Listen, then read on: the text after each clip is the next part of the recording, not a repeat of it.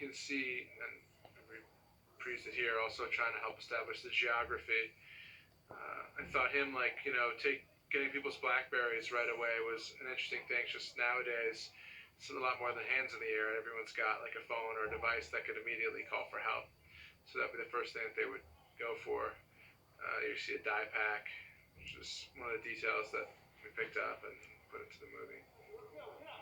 This is Victor Garber, the great Victor Garber, and he did me a favor and did 2 days on the movie, and the other day was a scene where he had a bunch of dialogue, and that scene ultimately got cut out. So it makes him look like he has like a very random, weird part as a guy who gets thrown to the ground. But in fact, he did a lovely job for us in another scene as well.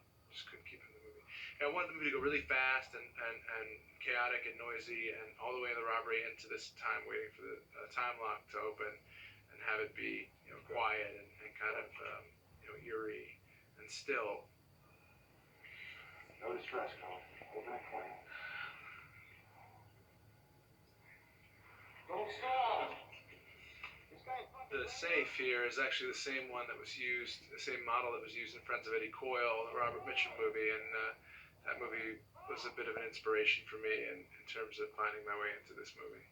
Take your time, okay? Breathe. It was hard to get a sense of which actors were who in these masks, and so it's one of the reasons why I repurposed that scene in the van and put it earlier, so that you have an idea of who these guys are.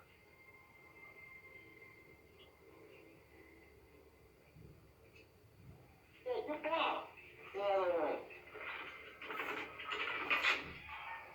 And then the idea was for it to pick up its kind of manic pace.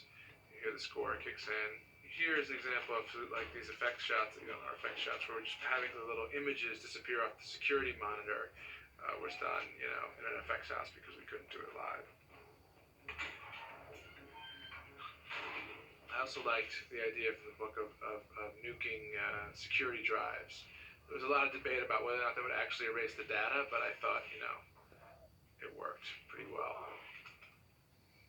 If it didn't erase the data, people probably wouldn't check.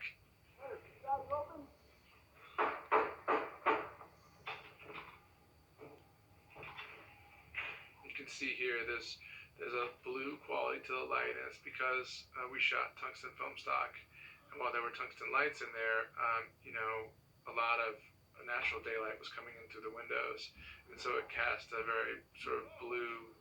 Daylight looks blue on film that's designed to shoot interiors with lights, and so a combination of the two lights, and I think it could produce a nice effect. Robert Elswit did a great job with this movie. What? Huh? What'd you say? Somebody did anything? It's poor Victor's only lines in the movie now, and then he has this ignominious end to his time.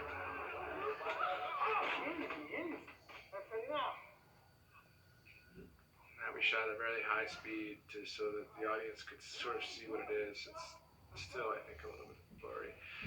I really like the idea when I read the book of these guys who use bleach to corrupt DNA and clothing fibers and prevent cops from, catching them that way. I thought it showed like a kind of interesting awareness of how they actually solve these crimes, which is usually by DNA evidence, and an interesting, unique way of preventing it. So it's one of the things I really dug. When we were filming that scene, I walked back into the bank there to start with my mask and gun on, and alarmed the customers and management of the bank, so they asked us to please not come back into the inside.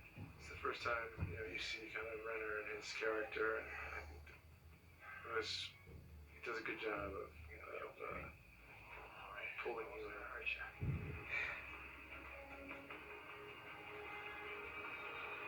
This is Data Boulevard in South Boston, so if you stand there, the airplanes will come overhead. It's part of the approach of the airlines over the kind of bay, and I thought it was sort of being eerie in a way for that whole manic, trauma of the robbery to end out there with hearing seagulls and standing on the beach.